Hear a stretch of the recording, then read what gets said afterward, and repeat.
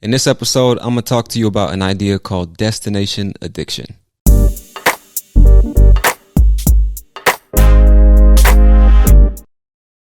So I saw this video the other day on TikTok about this idea called destination addiction. So I'm going to start this episode by playing her video so you can hear her explaining the idea.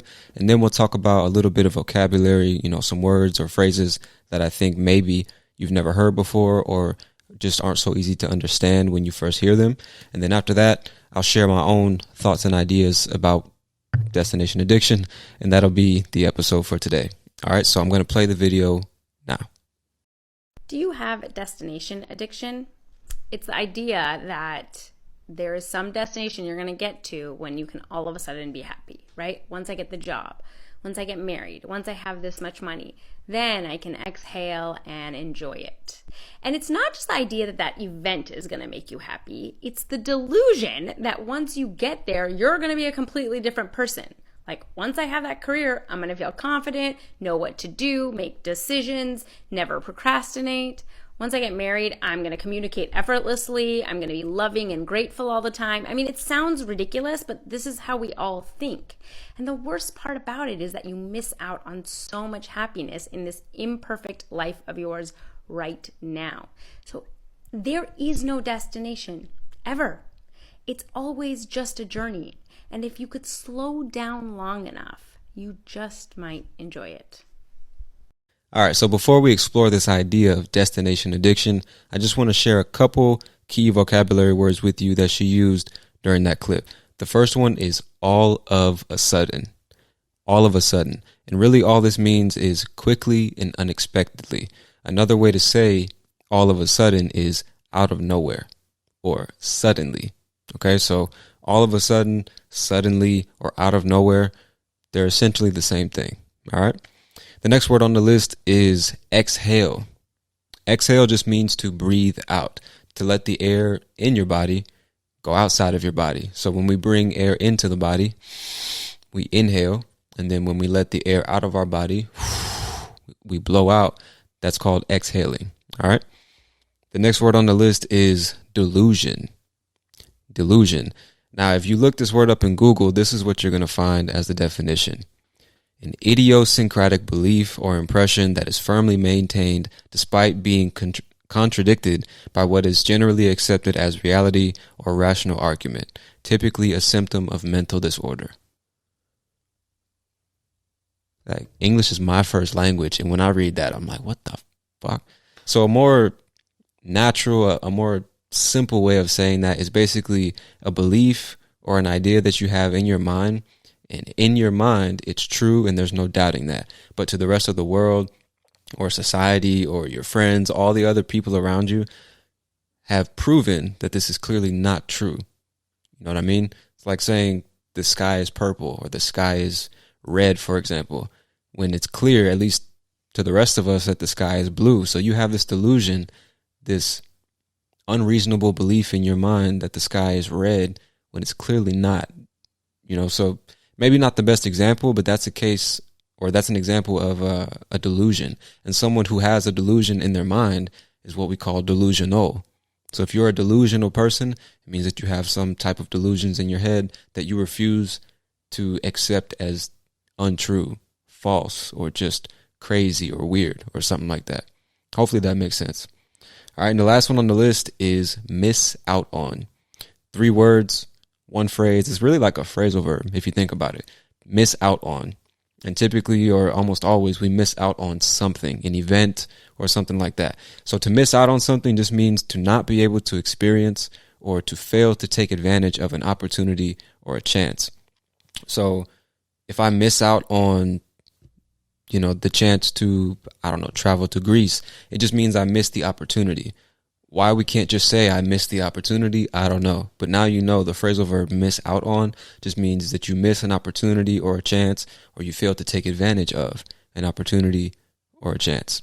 All right, cool. So that's all the vocabulary that I thought might be useful to you from that little clip. So now I'm just going to share my ideas, or my thoughts, I should say, about this interesting clip about destination addiction.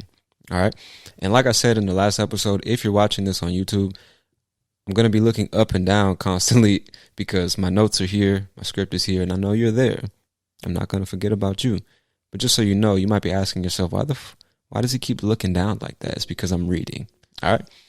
So, destination addiction, getting addicted to this idea in the future, this moment in the future where everything is going to be great. Everything is going to be perfect, so much better. I'm going to have this. I'm going to be that type of person. It'll be nothing like the way things are right now. Destination addiction. This is a habit that so many of us have created for ourselves without even realizing it. When we're unhappy with ourselves and our lives, we sit and fantasize about a time when everything is going to be different. Everything is going to be better, right? We sit and tell ourselves stories about how things will change once this particular thing happens, once we get to this particular place. And most of the time, it's total bullshit. It's almost like a way of liberating ourselves from the present, by telling ourselves that everything will be better in the future, which does not exist. We're free to eliminate the responsibility of figuring out what can be done right now, here in the present moment, in order to create that glorious future that we've imagined in our minds. We're constantly building this imaginary life experience, which gives us hope and comfort. And then we're constantly disappointed when that life experience never realizes itself, It's sad stuff, really. What's even more sad is that so many people are never told and never figure out for themselves that our future is a direct result of every single choice we've ever made up until now, this very moment, If we want to have a different life experience, we need to make certain choices.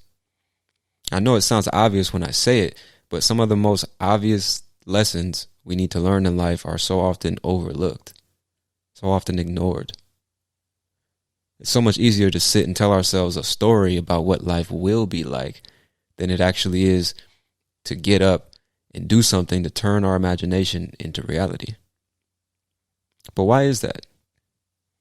I think it's because we get the immediate sensation of pleasure and gratification from fantasizing about something that hasn't happened yet. It's like having an orgasm without having to have sex with someone. If you've already had the orgasm, why go out and find someone to have sex with? That would be too much work. And besides, I already had the orgasm, so I'm good. You know what I'm saying? Now, you've heard the cliche, nothing valuable comes easily. It's a cliche for a reason. It's such an obvious truth that we've gotten tired of hearing it, so we stopped listening to it. We stopped believing it. Yet we still sit and admire people who started with nothing and ended with everything they wanted in life. We sit and wonder, what they did to become successful. We tell ourselves that they were just lucky, they're blessed, it's a coincidence, that's a rare case, etc., right? It's not the norm. There's just that lucky person, It could never be me. When the reality is, we can all be successful in our own way. We can all be happy in our own way. And even more importantly, we can all live meaningful lives in our own way. I found recently that one of the keys to success and happiness in life is living in the present moment. When I'm having a bad day, or when I hate whatever it is I'm doing at the moment, when I wish I could just walk away from the responsibility of life, I just remember there's no escaping life's problems. At least not permanently, So why not accept life in the present moment? Why not find a way to have a little fun? Why not slow down, breathe, and ask yourself, what can I do to make this situation more bearable? What can I do to make this situation, or what can I do to make sure I don't experience this situation again? What exactly is it about this moment or this situation that is bringing me so much displeasure? How could I change it? By living in the present moment and asking ourselves the right questions, we just might find the answers we've been waiting for. We don't have control over everything in life.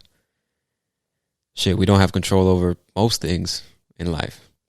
So I'm not saying that we should try to exercise our control over every situation and make change, because it's simply not possible. What I am saying is, if we sit around waiting for life to happen, we'll soon be on our deathbeds wondering why the fuck nothing ever happened. I don't know if you're a person of faith. I don't know if you're a religious person or a spiritual person or anything like that. But I'll leave you with this. God will always give you exactly what you ask for, as long as you ask. And as long as you're willing to do your part. I think that's even more important, because most of us have the bad habit of only talking to God when we need something or we want something, and then just saying, oh, I'm going to leave it with God. If it's meant to be, it's meant to be. And to a certain extent, I think that's true. If it's meant to be, it's meant to be. But you kind of have to finish that sentence too, right? That's not the end of the idea. That's not the end of the truth. If it's meant to be, sure, it'll be. But what you got to understand is, like, you have control over what is meant to be, or at least some extent of control. You know what I'm saying? Hopefully that makes sense, because, well, I'm going to assume it doesn't make sense. So let me try to explain it a little more clearly. When I say you have control over what is meant to be to some extent, what I mean is, let's imagine you want to become fluent in English, for example. Let's keep it in the context of life in English. And you say, it's probably not the best example, but just follow me for a second. Let's say, God, I pray that I can become fluent in English in 2 years, and I need your help with this. Please, God, make it happen, or something like that. I don't know how you talk to God. I don't know how anybody else talks to God. I just, it's just an example. And then 2 years go by and you're still not fluent in English, and you're like, what the fuck? I guess it wasn't meant to be. I said I wanted to do it and it didn't happen. So it's just not for me. Becoming fluent isn't for me. It just wasn't meant to be. Now, again, maybe this isn't the best example, but I think you might be able to agree with me when I say, obviously, that's your fault. Has nothing to do with whatever you understand as God, whoever that is to you or whatever that is to you. He, she, or it has nothing to do with it. That's you. Because all the stuff that's outside of your control, God will take care of that. But the only thing under your control is you, and you chose not to study, find a language partner, put in the work, practice, make the mistakes, be corrected, learn about the culture and things like that. You chose not to do those things. That's the reason it wasn't meant to be. So a lot of times we might say, oh, it was never meant to be because it didn't happen. But it's not that simple. Sometimes it wasn't meant to be because you didn't do anything to make it happen. And that's the reason it wasn't meant to be. If you would have done what was necessary to create that future that you were fantasizing about, it would have been meant to be. You get what I'm saying? It took me a long time to figure that out, dog. Because we get so selfish sometimes, and we just look up to God and say, give me these things, make these things happen. And it's like, bro, it's on you. You're sitting around waiting for shit to happen, and then tomorrow comes, or next month comes, or next year comes, and you're like, what the fuck? I'm in the same place. I'm in a worse place. And then it's like, if you don't have anybody around you that cares enough to take a look into your life and what's going on, if you don't have a connection with God, if you don't have a connection with yourself, which in my opinion is the same thing, and you're not introspective, you're not reflecting, you're not analyzing your choices and where you came from, where you are, and where you're going and why. If you're not doing any of those things, or you don't have those things, you'll never realize, oh shit, it's my fault. You know what I'm saying? This is on me. My life is a result of my decisions. It's all on me. So that was probably a extra long explanation of what I was trying to say, but hopefully it's more clear now. So this whole thing about destination addiction,